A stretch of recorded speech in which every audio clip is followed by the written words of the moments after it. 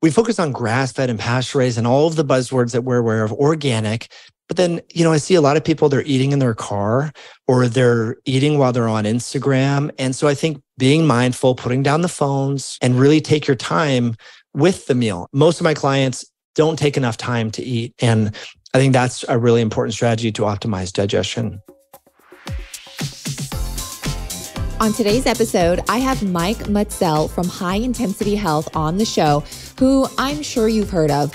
We cover so many topics, including the rise of early menopause, signs and symptoms of ovarian failure, and what you can do to stop and reverse it, hormone testing, anti-nutrients in our food and how to remove them, carnivore versus a plant-based diet, the benefits of going carnivore, how to properly prepare meals for better digestion, tips on helping you digest meat if you have trouble doing so, and if fiber is really needed in the diet, and so much more. It's intense from the very beginning all the way to the very end, and I can't wait for you guys to listen. This is the Digest This podcast, and I'm your host, Bethany Cameron. Let's dive in. Before we get into it, quick pause and shout out to podcast listener Elle Soldner. She writes, as someone with a myriad of gut issues, it's nice to have found someone who gets it. I love her focus on good, solid nutrition and clean foods. These episodes have been great info and fun to listen to. She gives it 5 stars. Thank you so much, Elle Soldner, for that wonderful rating and review. And as always, I love reading all your reviews. And if you haven't done so, I always encourage you to do, and it really helps grow the show and helps get the word out there about the podcast. So thanks so much for pausing this episode and giving a quick rating and review. It takes like 2 seconds. Let me talk about gut health for a second, particularly the gut mucosal barrier.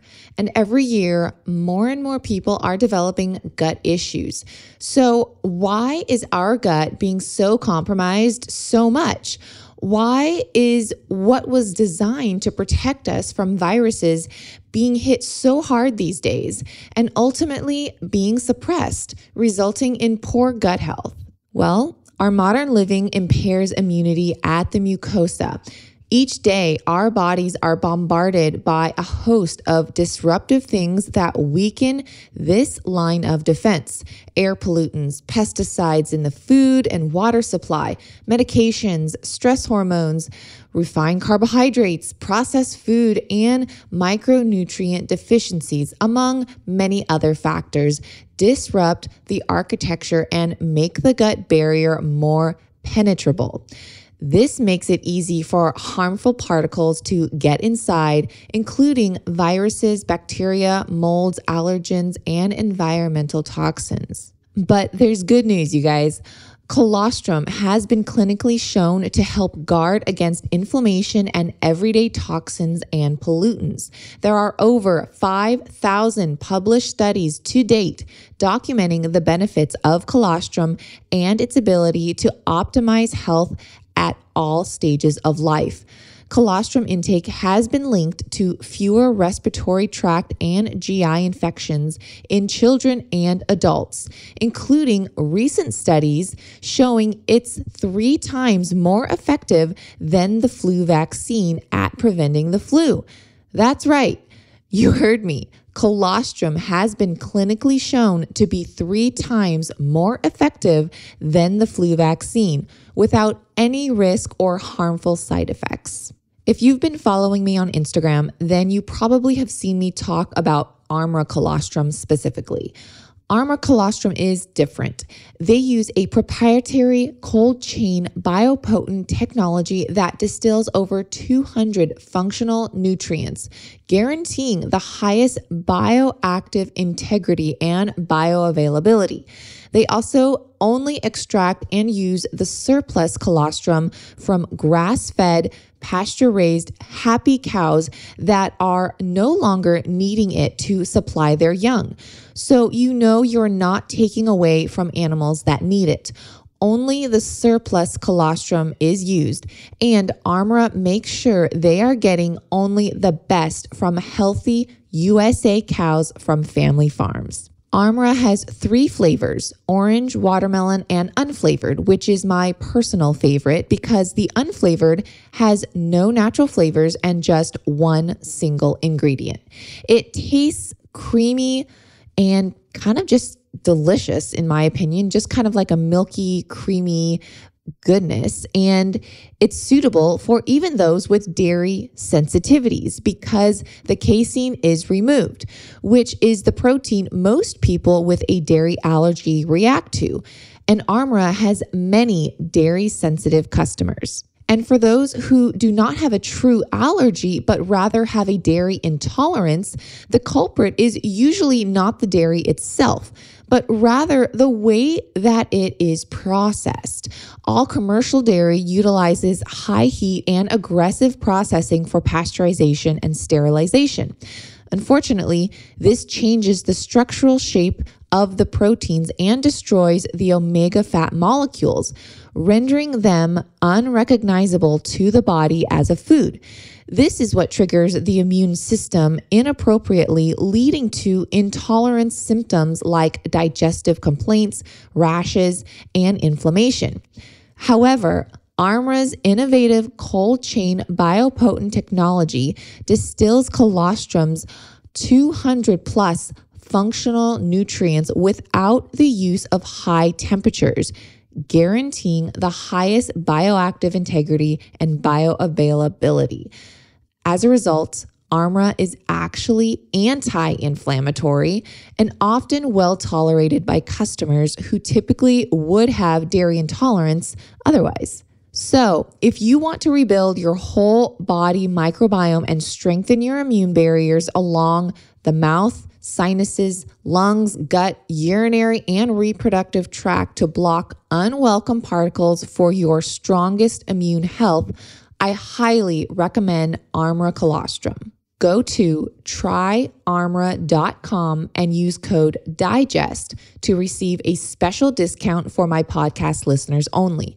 That's tryarmra.com and use code DIGEST to receive a discount. Again, that's tryarmra.com and use code DIGEST. I hope you love it as much as I do. If you're not subscribed to my newsletters, they come out every Friday and they're called Friday Finds. This is information that only my subscribers get in their inbox. I share stuff like non-toxic air fryers and kitchen appliances, new food finds, product recalls, food news, and food products that aren't even on the market yet, but I've got the scoop. This is not published anywhere else and cannot be found on my blog. So be sure you're in the know and subscribe to my weekly newsletters by going to littlesipper.com/subscribe and enter your email. That's all you have to do. So go to LILSIPPER.com/subscribe to get exclusive information on everything food. Well, thank you so much, Mike, for joining me today. Welcome to the show. Bethany, thanks for having me on. It's great to be here. Huge fan, and I'm sure so many listeners are as well. And so I like to just dive right in and we'll just get into the nitty-gritty right away. So low carb versus low fat. So I want to talk to you about certain diets, low carb versus low fat, carnivore versus plant-based. But first, a lot of my listeners struggle with gut issues. So there have been studies showing that low carb diets are better for those with IBS. I want to know your thoughts on it and if there's benefits to either low carb, low fat, or what you recommend. I love that question, Bethany. I think a lot of people struggle with this because they hear that a lot of vegetable matter and plant matter and all these things are better for the environment, better for your health. But as you mentioned, people with diverticulitis, Crohn's, colitis, IBS, generally, and this has been my clinical experience, I'm sure you as well, and many other practitioners, when specifically in that subset of people who do have gastrointestinal issues, gas, bloating, feeling like you have to go, the tenesmus, like you have no warning when you need to go, number 2, like all of those scenarios, generally speaking, when people go, at least initially, on either a low carb and or zero carb style diet, there is oftentimes a really dramatic resolution of their gastrointestinal issues. And there's been now case studies reported on this, people with refractory ulcerative colitis that are using biologic drugs, TNF alpha agonists and the like, and experiencing remission of lifelong ulcerative colitis and Crohn's. So I do think there's a lot of value there. Now, this is not without controversy, because if you go on a zero carb or a low carb diet, people say, well, what about the fiber? What about the fermented foods and these different things that are so good for bacterial diversity? But I do think it is just a good way to sort of reset the gastrointestinal tract and minimize the exposure to the potential anti-nutrients and triggers that could be exacerbating some of the gastrointestinal challenges. So I strongly suggest people start there and then slowly reintroduce low anti-nutrient vegetables and grains over time. And that's where we can dive in, if you want, into the weeds on preparatory strategies to make plant material grains more digestible so that people don't experience the gastrointestinal side effects, which, again, when you look at sort of the plant-based push, that's not really being discussed about being selective and intentional about avoiding some of these compounds that are enriched in anti-nutrients. We can go down from oxalates to phytates to tannins to all of these things, which, the preparatory strategies, fermenting, say, potatoes before you eat them, taking the skin off, soaking rice, soaking your nuts and seeds overnight before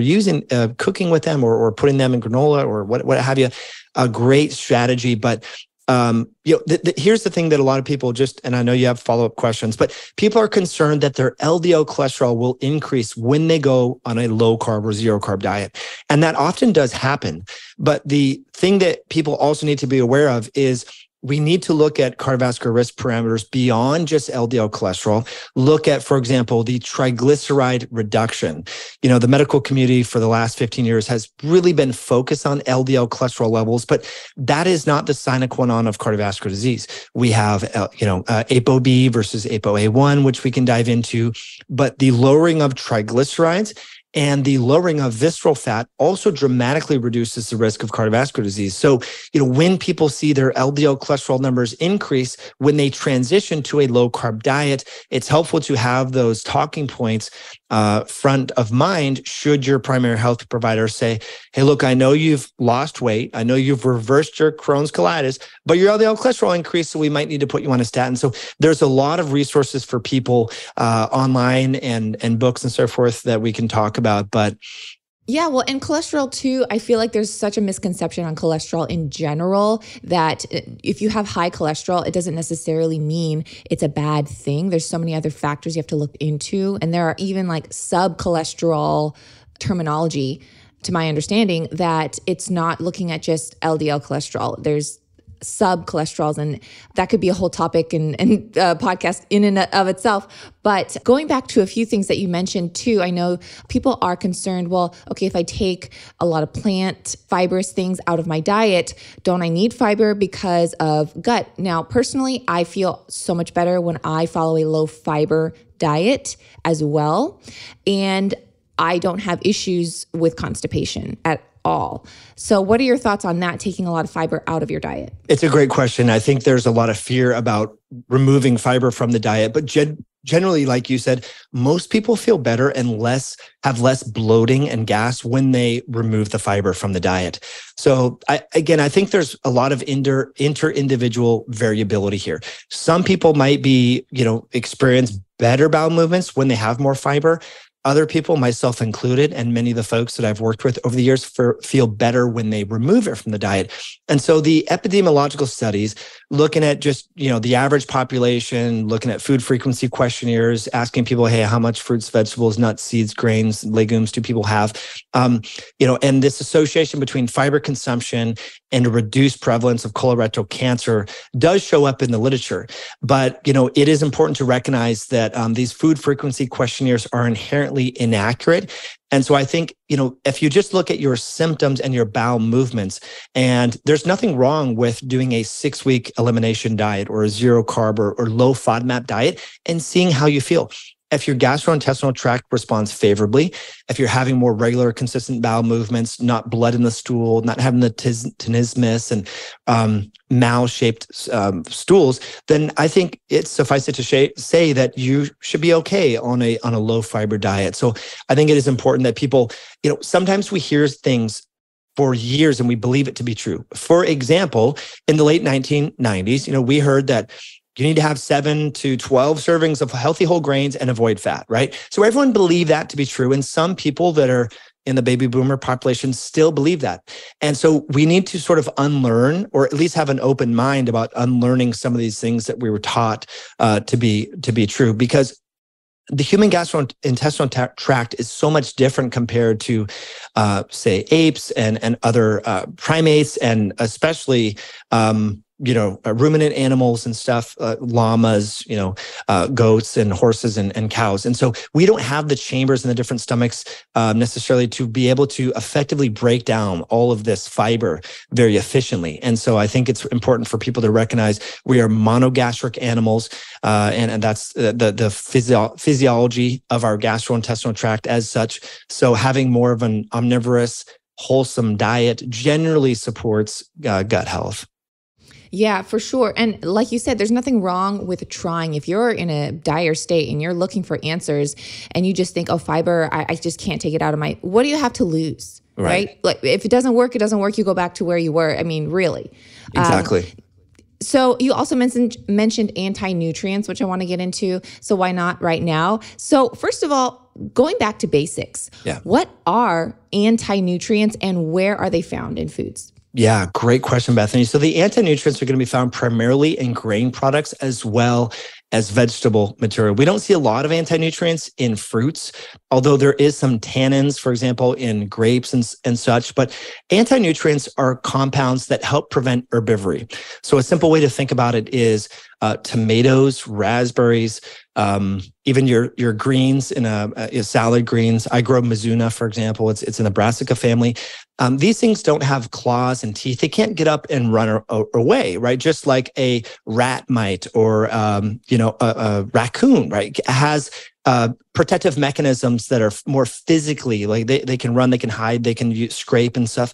So plants are trying to prevent herbivory, and so they can release anti-nutrient compounds that make the consumer of them feel sick and off to deter herbivory. It's a defense mechanism, basically. Exactly. A natural defense mechanism, but it also can be a defense mechanism against the sun, for example. For example, blueberries. I grow blueberries. I love blueberries.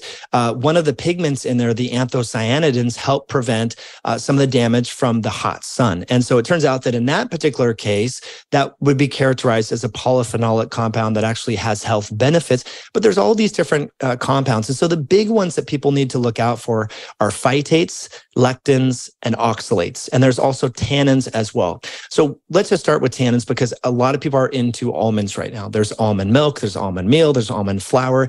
If you look at the skin of almonds, that is pretty high in tannins, and tannins can cause gastrointestinal issues. Some people will say, if I have almonds, I will get cold sores, or I will break out, I will get acne.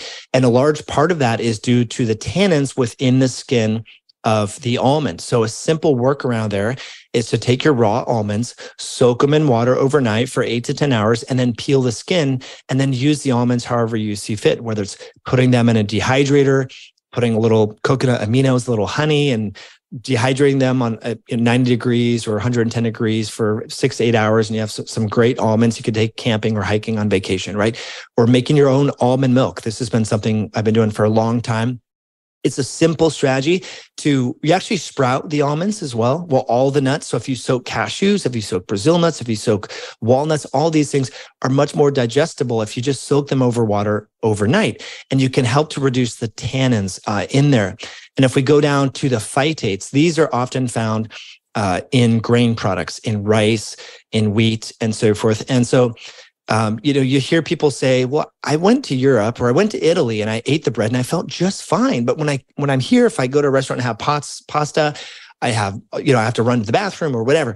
And it has to do with the level of rising with, say, sourdough bread preparatory processes and using natural yeast within the bread making and the grain processing. So just how commercially processed foods here in the US, how we do it is fast, highly industrialized, commercialized. It's intended for mass production, great economies of scale, better margins, but it's not really synonymous with how humans have been preparing grain products and so forth throughout history, right? We would naturally have a mother culture starter, say, of bread, and then you weave it in and there's a lot of natural rising. And that process can help break down the naturally occurring, say, gluten and gliadin type molecules and possibly even the phytates and the lectins within the grain products. But another top one, and Stephen Gundry and many other people have been talking about this, are lectins found in zucchini, found in tomatoes, and other vegetable products. And so de-seeding your zucchini and tomatoes is a great strategy just to minimize the lectin exposure. I grow tomatoes, I grow zucchini. I like them. Also squashes as well, the seeds. So just getting rid of the seeds. And so that's a simple strategy. So are the lectins mostly concentrated in the seeds of these vegetables? Yes, as far as I know, specifically in the tomatoes and the grains do have a fair amount of lectin as well as phytates.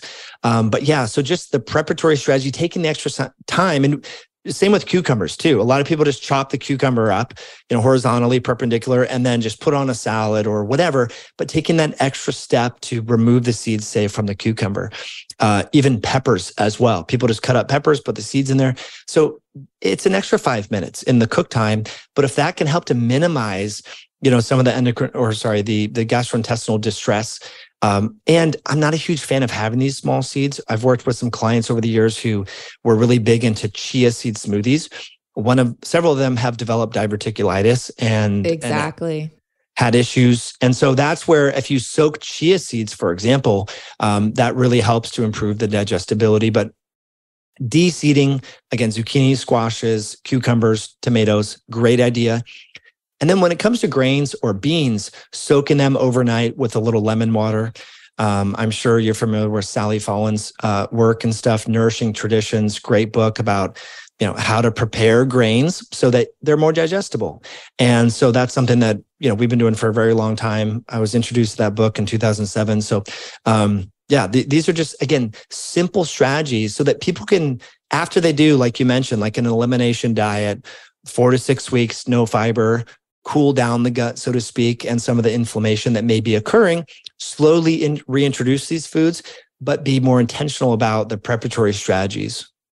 Yeah. Wow. Those are some great tips, Mike. Thank you so much for sharing. And going back to, like you were saying, in the fermentation process of sourdough, and I've always known as well, is that if it's true sourdough, if you look on the ingredient list, it should not have yeast in the ingredient list. It should naturally ferment. So like you said, industrial companies, they're wanting to do mass production and they add the yeast to speed up the process. So you shouldn't have yeast in the ingredient list in true sourdough.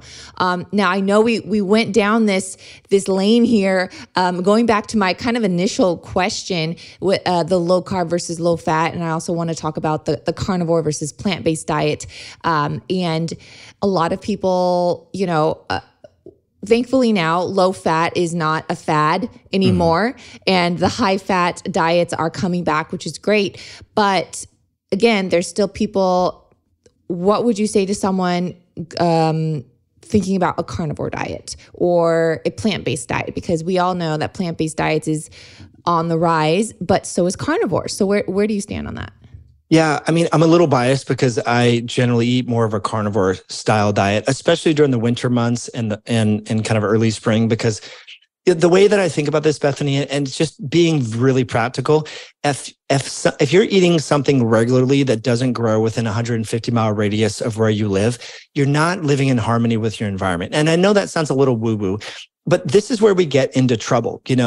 People are having mango smoothies on New Year's Eve, let's just say hypothetically, right? It's like they live in Minnesota. Like there's no mangoes growing locally. And our bodies naturally sync with our environment. And you look at wild bears out in the wilderness, their microbiome changes with their diet, with the seasons. And I think that's another thing that people should really start to consider.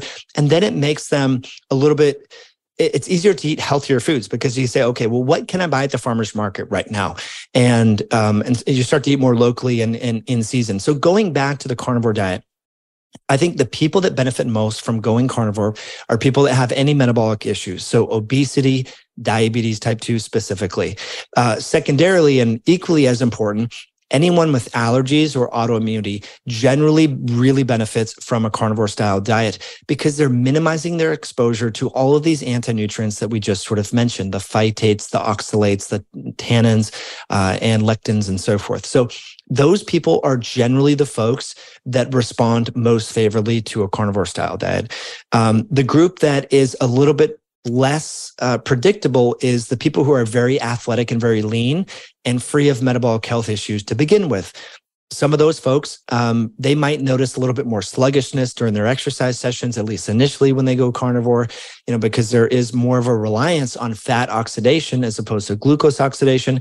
But people that are doing high intensity exercise a lot, CrossFitters, Olympic weightlifters, things like that, they might benefit from adding in more carbohydrates in the form of fruit. Like I said, soaked and sprouted grains and so forth. Rice specifically can be helpful. Having honey in there around exercise can be beneficial.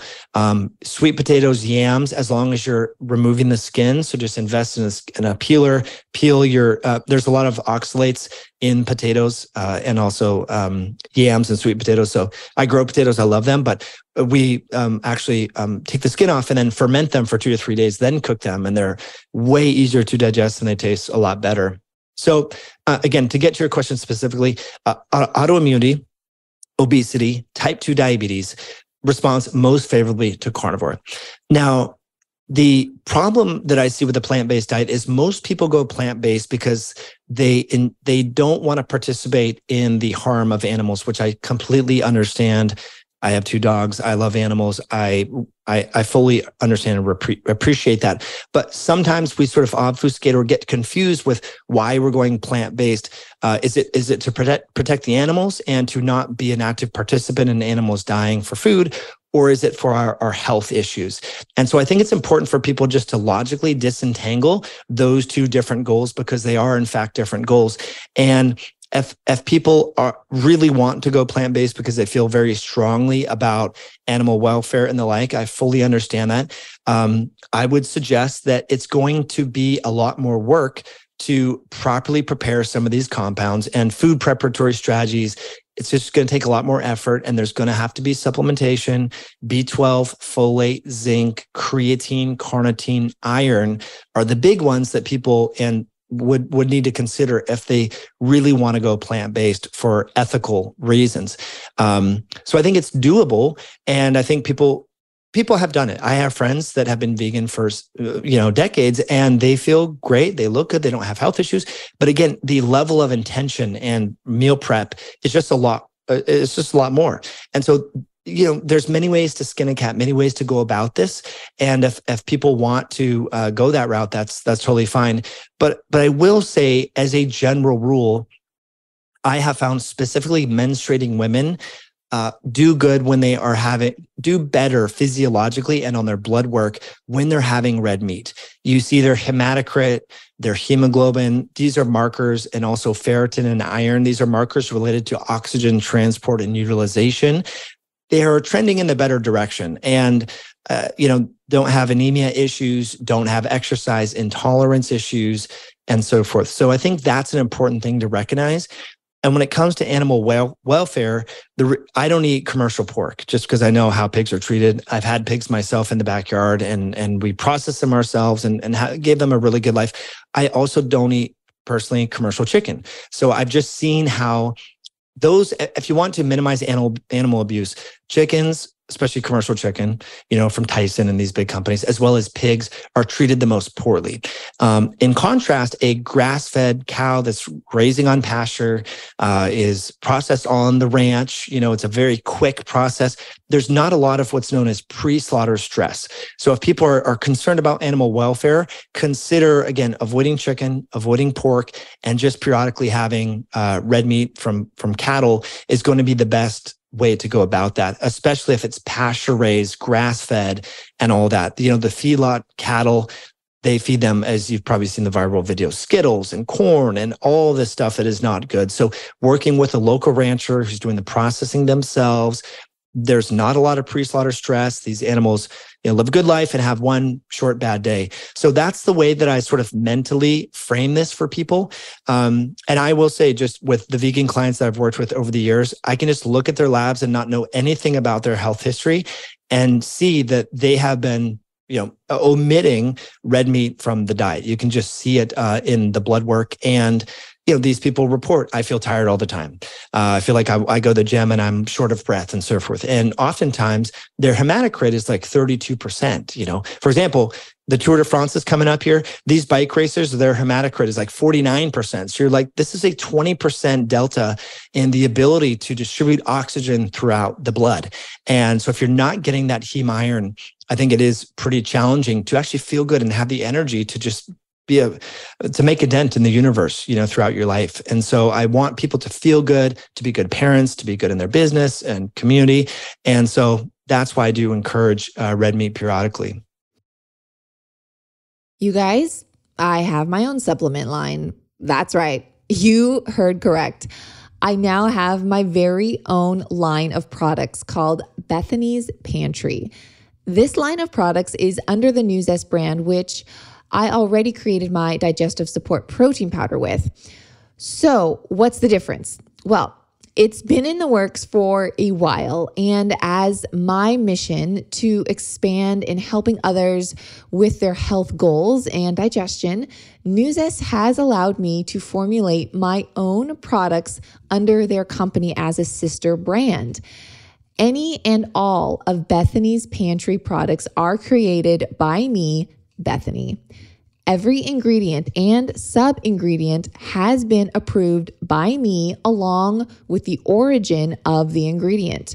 The taste, texture, and overall combination of ingredients in my products are created specifically for those with sensitive tummies, designed to help improve digestion, nutrient absorption, and ultimately your health, all while making it enjoyable and easy to consume and incorporate into your daily lives. You guys know how picky I am about every single ingredient and product I recommend. So anything I personally create won't be any different. All right, so you may be asking, what products did you create, Bethany? I will be rolling out new items gradually as time goes on. But for now, I currently have the 5 items available, which I'll share right now. So, of course, my digestive support protein powder, which is in vanilla, cacao, and strawberry flavor. I also have a plant protein bake mix, which I'll explain in just a minute. And I have a digestive support L-glutamine, which I take L-glutamine every single day for gut support. So you can be sure you are getting a little sipper item if it's under the Bethany's Pantry label, as there's been some confusion between my digestive support protein and the regular line of Nuzest protein. So in addition to the protein powder, I just mentioned I now have a plant protein bake. This is intended for recipes in place of flour. This powder is unflavored and it can be used in sweet and savory recipes.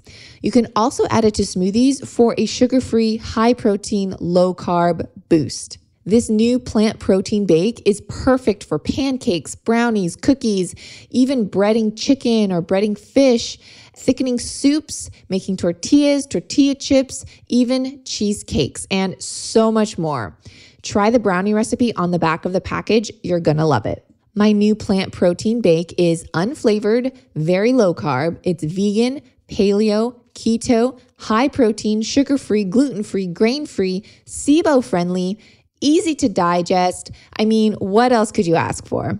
Another brand new item is my digestive support L-glutamine powder. Now, L-glutamine has been something I've talked about for years to support gut health. It's an amino acid clinically proven to help rebuild the gut lining and help support the immune system, and has been shown to help those with digestive issues in all spectrums. And now I have created my very own that you can trust. The L-glutamine benefits are just beyond, and here are just a few. It helps with intestinal health, like leaky gut, helps support intestinal cells, helps normal growth of intestinal cells. It can even help prevent harmful bacteria and toxins from moving from your intestines into the rest of your body, as well as help maintain the barrier between the inside of your intestines and the rest of your body. I mean, so much intestinal health can come from L-glutamine. In addition, it can also help support the immune system. Glutamine is a critical fuel for white blood cells, which we all need, right? When sufficient amounts of glutamine are not available, the immune system can actually be compromised. Reports even show that glutamine supplements may improve health, decrease infections, and lead to shorter hospital stays after surgery. These are just a few of the many items in Bethany's pantry, and more are in the works, so stay tuned. But for now, head on over to newzest-usa.com, and at the top of the screen, they're going to have a tab called Bethany's Pantry. Just hit that tab and you'll be able to check out all of the newness. Again, that's newzest-usa.com, and hit the Bethany's Pantry tab to check out all the newness.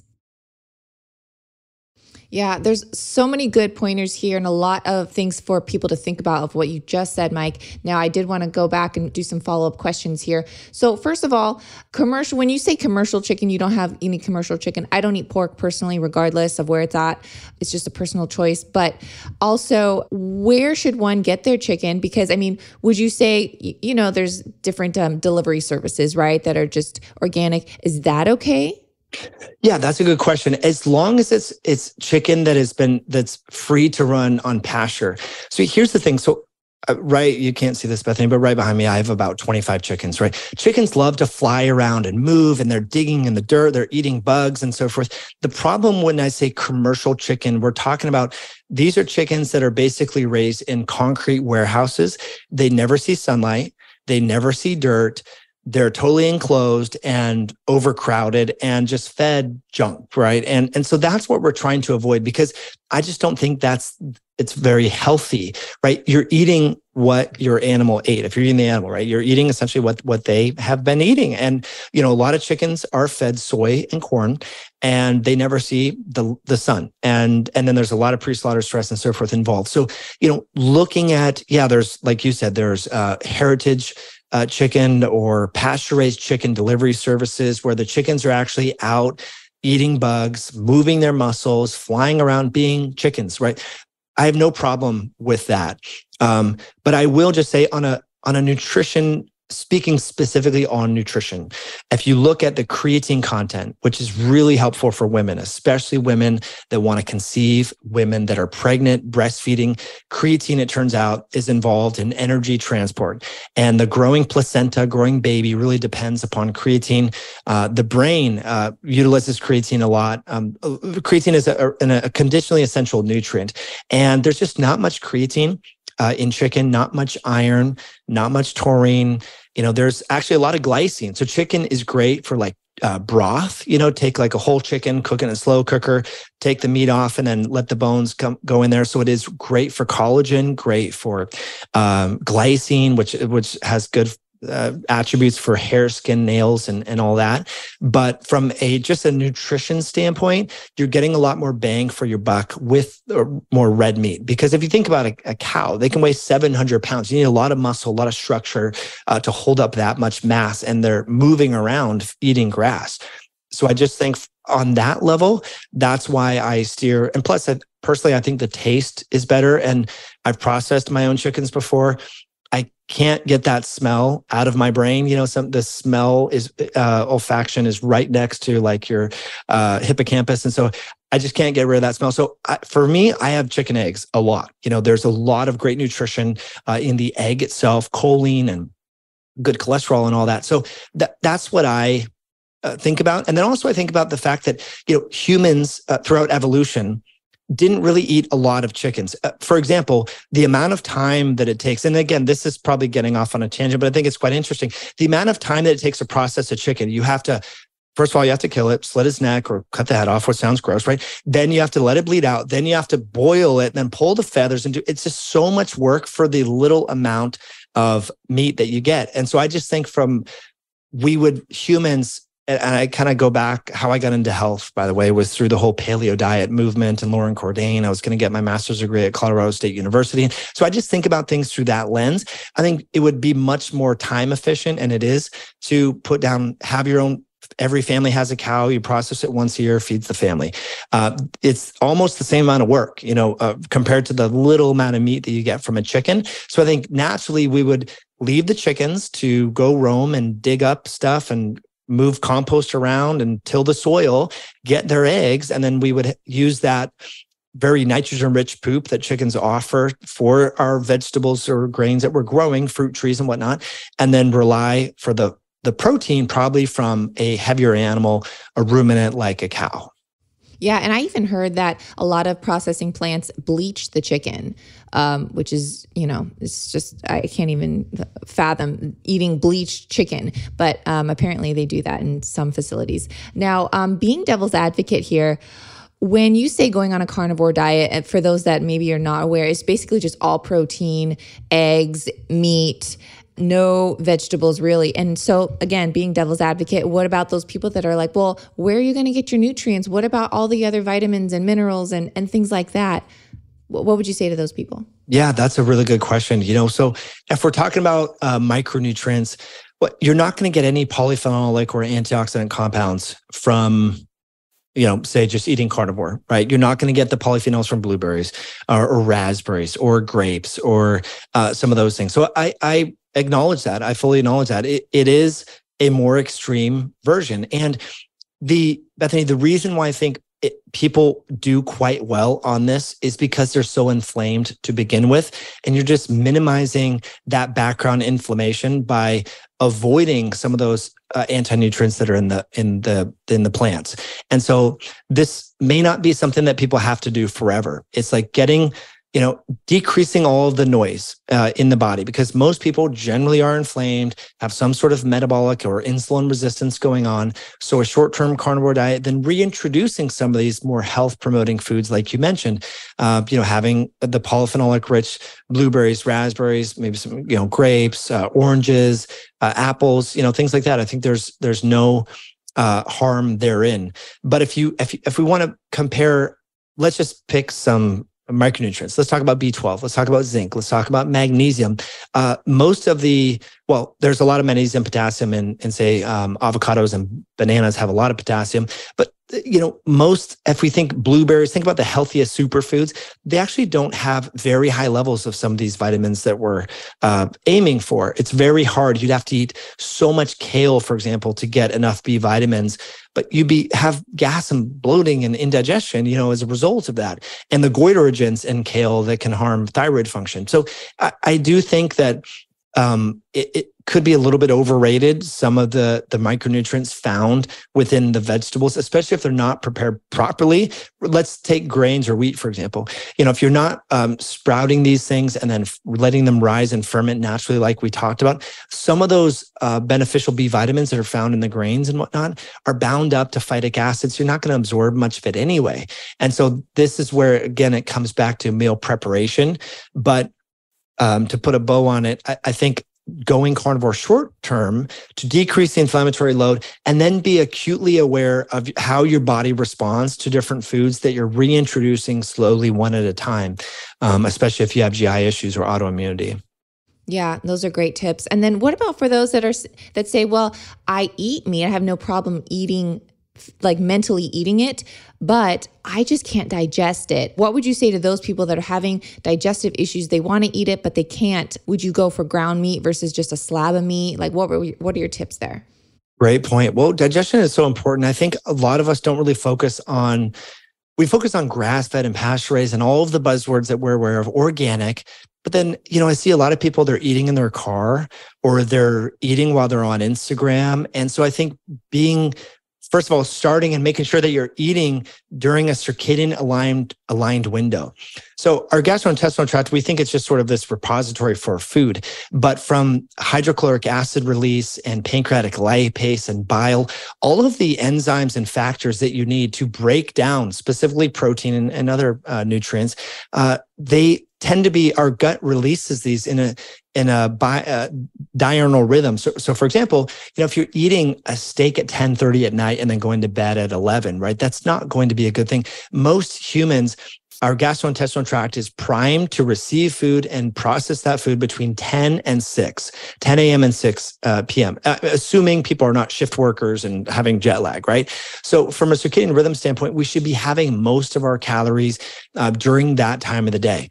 And this is corroborated by leptin levels and all this. And so I think part of that has to do with eating in a circadian aligned fashion and also being mindful when you're eating. And humans would naturally, in tribal communities, eat together as a ceremony. People would be involved. So you're having a lot of pre-digestion occurring even before any meal comes or any bite is taken. So just the smell of food, the preparatory process is priming the gut to receive that food. And so what I see people do is, they meal prep, which is great. They have this cold ground beef, let's say, for example, in their lunch, and they just go and eat it quickly while they're on Instagram at work, and then they go back to work. And that is just not going to be synonymous with optimally digesting the food. And so treating the meal as part of how you're getting the nutrition, slowing down, chewing between, it sounds crazy, Bethany, but 25 and 50 chews per swallow. This has actually been quantified in scientific studies. And when people chew more slowly, they generally eat less and they have better digestion.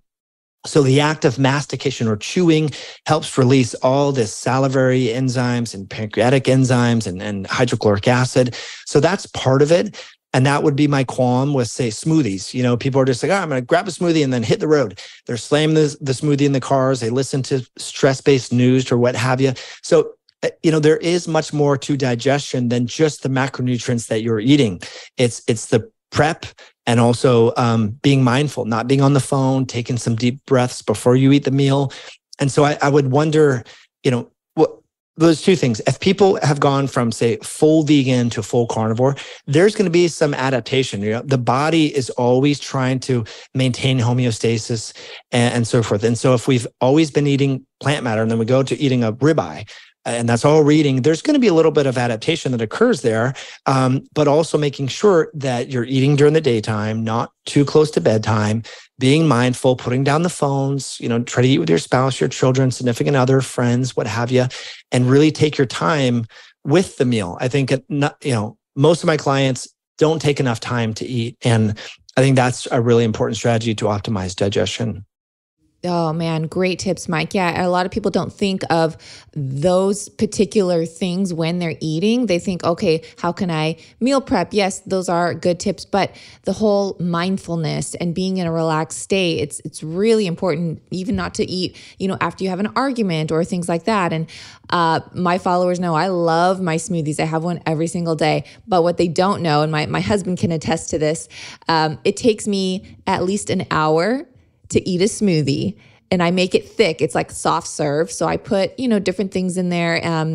But I eat it with a spoon because it's so thick. And I'll read, I'll, do some research or just something leisurely. And it will take me an hour to eat this smoothie. And I say eat, not drink. And so I think that is something that a lot of people are doing. They're just literally sipping a smoothie. And that's why they feel so bloated, because they ate 15 different things, which, by the way, I don't think people should add 15 things to a smoothie. I think that's too much in one sitting. But that they're eating, all these nutrients in 5 minutes. So Great point. Now, I do want to switch gears a little bit here because I do want to talk about early menopause. And I think this is a topic that a lot of people aren't aware of, or if they are, it's not really even being showcased in the news, and people should know what's happening. Yeah, this premature ovarian failure is a huge phenomenon. I really want to get into it, but if I could just add, Bethany, something real quick. So there's a popular weight loss drug that people are using called semaglutide. And mechanistically, how that works is it increases one of your gut hormones known as GLP-1. And it turns out that if you eat just how you mentioned, you take an hour to slowly, instead of slam the smoothie, you're eating it with a spoon, you're increasing these same gut hormones that are being pharmacologically increased when you take this very expensive drug known as semaglutide. So that if everyone wants to lose a little bit of weight, it's summer, there's real mechanisms here going on. Eating slowly increases hormones that help with fat metabolism. So that's just another thing that people can think about. But going back to your question, you can hear the rooster in the background? Yes, I did. Well, I wasn't sure. I have a rooster too. So I was like, is that mine or yours? But nice. Again, no, interesting. Semaglutide, that's no idea. You just blew my mind. It's crazy. And actually, this is how bariatric surgery, a lot of people think, oh, bariatric surgery, the mechanism, the way that it works is by minimizing how much food people eat. That's actually a very small attribute to how it causes such rapid weight loss. And I'm not promoting bariatric surgery and by any means, just analyzing the sort of mechanism of action. It actually really increases these same gut hormones, GLP-1, GLP-2, there's PYY, there's a bunch of these hormones.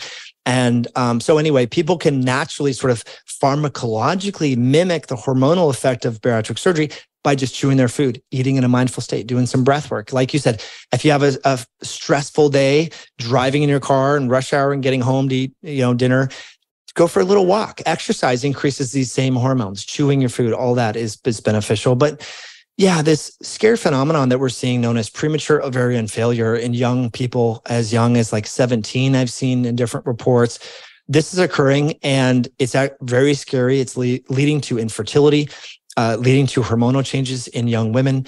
And I definitely think this is something that should be on people's radars. And, there's a lot of mechanisms here that we could talk about. The endocrine disrupting chemicals in the environment, our air, food, water, clothing, even furniture has fluoridated flame retardants now.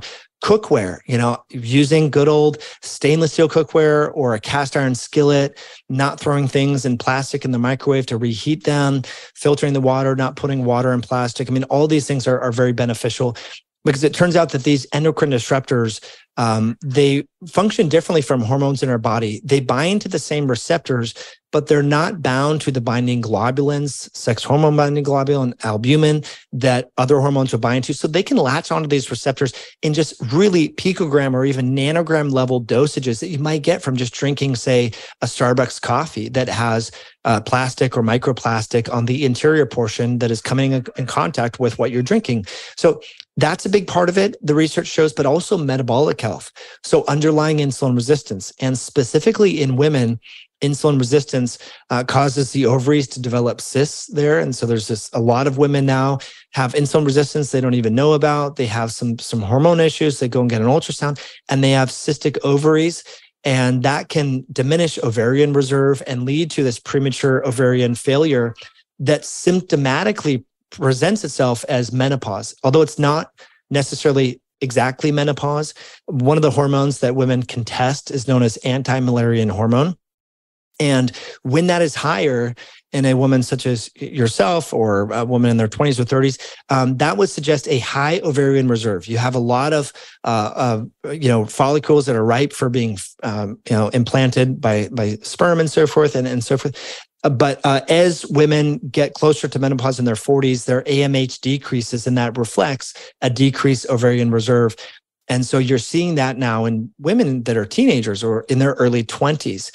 And the literature is not really so clear-cut as to exactly why this is happening, but there is a lot of evidence to suggest that micronutrient deficiencies, exposure to these endocrine disruptors, as well as insulin resistance, and also circadian rhythm disruption. And so what we're seeing now is on the other end of the spectrum, early menarche, so early going through puberty. This is happening at earlier and earlier ages. Children are going through puberty when they're 7, 8 now. And literature is showing that circadian rhythm disruption, because so many kids are now on their screens at night in bed, they're on Snapchat or Instagram or messaging with their friends. And that circadian rhythm disruption can just push the entire process of puberty to menopause up. And so I think that's another big part of it. So minimizing screen exposure, getting TVs out of the bedroom, turning your phones off, putting your phone to bed. Ariana Huffington wrote a great book about sleep. And one of the things that she talks about, it sounds simple, is like at 8 o'clock, no matter what, phone's going on airplane mode, it's in a drawer, everyone in the family puts the phone to bed. And I think that's a really good tactic, because we all know that whether it's Instagram or Pinterest, these apps are designed for us to continue to use them and have that novelty dopamine hit. And so they're very tempting. And so a good way to circumvent that temptation is just get it out of sight, out of mind. So yeah, those are great tips. Yeah, it's scary, but I think the good news is people, the body is very plastic or malleable. There's a lot of plasticity here. And so when you start exercising regularly, modulating your stress and your sleep-wake cycles and getting morning sunlight and evening darkness and minimizing endocrine disruptors, the body has a unique way of, restoring and getting rid of the cysts on the ovaries and renormalizing some of these hormone levels, going into the sauna and sweating out some of these persistent organic pollutants, endocrine disruptors. All these things can be very favorable. And this is another reason why, going more on a carnivore diet can be helpful for these such cases, because there's a lot of insecticides, herbicides, and fungicides that are sprayed on fruits and vegetables, even organic. I know it sounds crazy. I have family members in the agricultural space. There's a lot of chemicals that can be sprayed, and herbicides, specifically organophosphates, on organic produce. And that's the other thing that we need to be mindful of. So when you talked about, well, why do some people feel better when they go carnivore? I suspect, and we don't have the randomized clinical trials to support this, but I suspect a big part of it is they're just minimizing their exposure to these compounds that disrupt our microbiome, that disrupt our hormonal signaling in the body. And even studies show that when people just go from eating conventional produce, leafy greens and that, to organic, they dramatically reduce their urinary excretion of these organophosphates. So I think that's important. There's a book out there called Fateful Harvest that talks about, and this is the craziest thing, I never even knew this. I don't even know how this is legal, but the USDA allows chemical companies to dump their chemical in and actually sell it. Well, actually, I'm sorry. It is bought by fertilizer companies. So there's chemical companies and fertilizer companies are like, peanut butter and jelly within agriculture. So you could take like aluminum smelter plants. They have all this toxic waste they don't know what to do with. It'd be very expensive to dispose of it properly through whatever strategies they do that it will be. So what they do is they have it, they sell it to fertilizer companies and they dump it in fertilizer. And so there's this, I live in Washington State. There's a lot of apples and cherries grown in the central part of the state. And this book, Fateful Harvest, goes into the details about how these farmers were buying fertilizer from this new company. There was a better deal. They needed the fertilizer, and all their crops started to die. And all of a sudden, people were getting non-Hodgkin's lymphoma and leukemias, and kids were getting autistic in this community of Quincy, Washington. And, some people were like, there has to be, some smart farmers said there's a correlation. When I started using this Cenex fertilizer, all my plants died, and then my spouse had health issues, and then my neighbor died of cancer, and everyone thought they were crazy. Like, there's no correlation. And they started to send the fertilizer off to get third-party tested. It turns out arsenic, atrazine, aluminum, all these metals. But here's the rub, Bethany. This is perfectly legal by the USDA to allow this stuff to be put in fertilizer that is growing the soy, the corn, the canola, you fill in the blank. And so this is another thing that we all need to be mindful of. And that's why, again, it may not be ideal to just eat meat, right? But if you're having grass-fed cattle that is eating grass, that wasn't sprayed with all this crap, wasn't eating the corn, there's, for just soy and corn alone, each plant, there's 4 million pounds of insecticides, fungicides, and herbicides that are sprayed for each plant Corn, soy, peanuts are the top, and canola are sprayed heavily. You can go on the USDA website. I was there the other day, 1,300 different insecticides, herbicides, and fungicides. Millions of pounds of this stuff is sprayed on these things. And that's what goes into cereal. That's what goes into Pop-Tarts. That's what goes into potato chips, right? And so we're eating all this stuff. We're getting it from everywhere. And so if we're talking about gut health specifically, the herbicides, the insecticides, these things are not improving our gut health, microbiome. And this is not even including glyphosate or Roundup, right? This is this other things. So yeah, it's really scary. And I'm not trying to be fear-mongering. I just think people need to be aware of this, because we need to be much more intentional about the things that we put in our body, because the foods are not the same as they were 20, 30, 40, 50 years ago.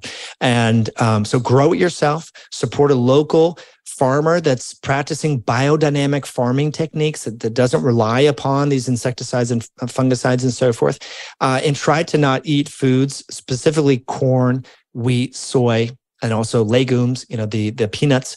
They're heavily sprayed. And I just think it's that Fateful Harvest book will really be eye-opening for a lot of people if they want to take a deep dive into this. That's great. And yeah, I'm definitely anti-peanut as well. And people always ask me, well, why? Peanuts are great for you. They're this, that, and the other. No, I have a whole podcast just on peanuts alone of why you should stay away from them. And it's true. If you want to grow your own food, that's awesome. If you don't have the space, maybe do a little bit here and there, get with a neighbor or a friend, trade produces, you grow this, they grow that. And then you do something like that as well. That's great. And I also want to talk about too, you've mentioned all of these things that they're spraying, these chemicals on our produce. And again, it's not glyphosate. This is on top of that. And you're wondering, okay, that's not, I know we were just talking about like ovarian failure and early menopause and the causes, and that could be one of the causes. But let's face it, it's the cause of like every health issue that we're facing today. And all the health issues that we're facing today weren't even around 100 years ago. And people are, hopefully making that connection, but still a lot of people aren't connecting the dots here of why do we have so many more illnesses now, obesity, all these things.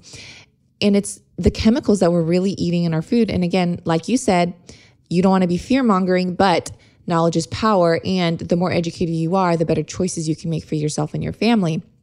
Now, just going back here. So ways to reverse, if someone is going through early menopause or ovarian failure, ways to reverse that.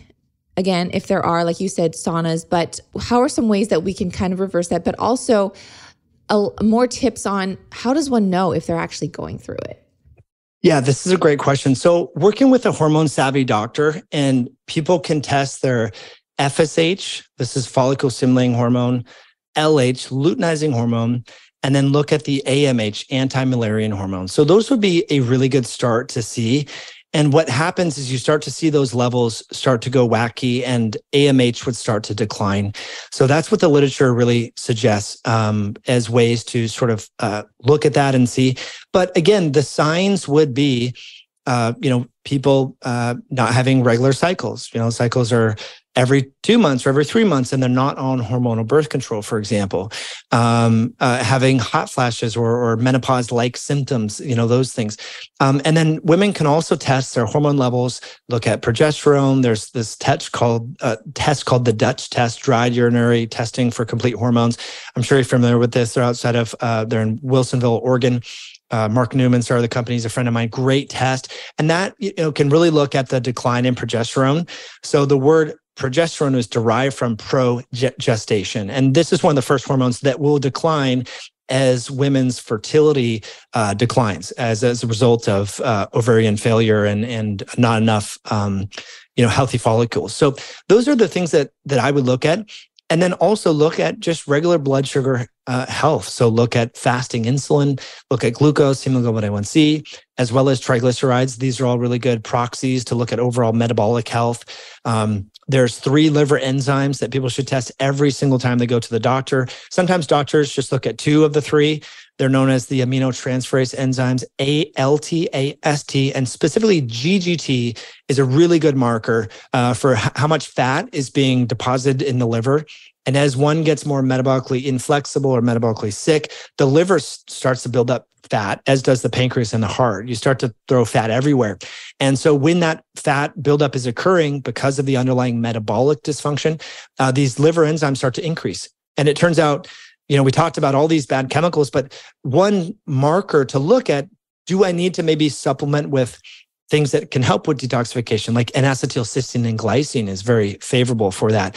When the liver enzyme GGT increases, it reflects increased turnover or more demand for glutathione. So people can use that as a way to differentiate, should you need to buy NAC or not? I think if you're not eating organic food, if you're not drinking filtered water, most people would benefit from supplementing with.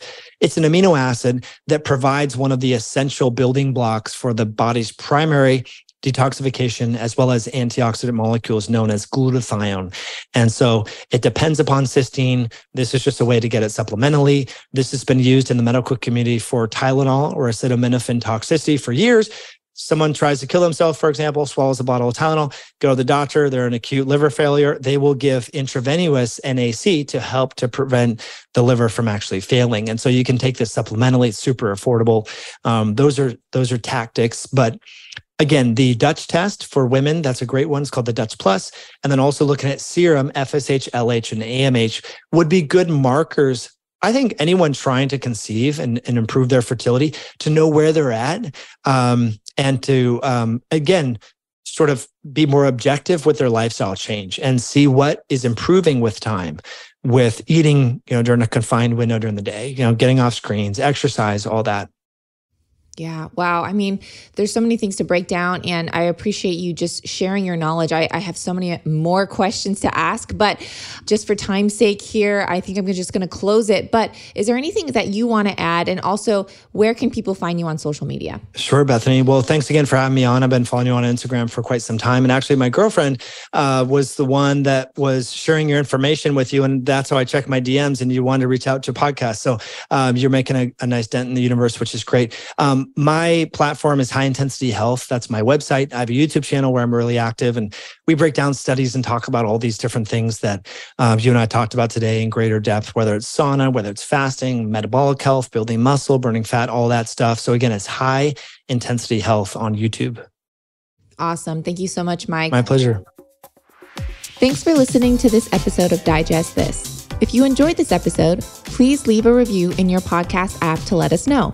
If you're ever wondering how you can support me and this podcast, sharing it with your friends and family is the best way. This is a Resonant Media production produced by Drake Peterson and edited by Mike Fry. To email the show, message us at digestthispod@gmail.com. See you next time. The content of this show is for educational and informational purposes only. It is not a substitute for individual medical and mental health advice and does not constitute a provider-patient relationship. As always, talk to your doctor or health team first. Looking to build a more robust foundation in your health and well-being? From the producer of Digest This comes one of the most popular alternative health shows on Apple Podcasts, The Dr. Tina Show. Dr. Tina Moore is a naturopathic physician and chiropractor, traditionally and alternatively trained in science and medicine. The show features exclusive interviews with experts such as Sean Stevenson, Mike Mutzel, Mark Groves, and even solo episodes covering metabolic health, pharmaceuticals, chronic diseases, long hauler syndrome, and pain management. Dr. Tina delivers the information in a no-nonsense, real-world style, and she has the science to back it up. The Dr. Tina Show is edgy, entertaining, and informative. Every episode will leave you with a new pearl of health wisdom to expand your knowledge base. When you're empowered, you can do better for yourself, your family, and your community. Resilience is the name of the game, and Dr. Tina is here to guide you on your way. Listen to The Dr. Tina Show today on your favorite podcast app. New episodes every Wednesday. Produced by Drake Peterson and Resonant Media.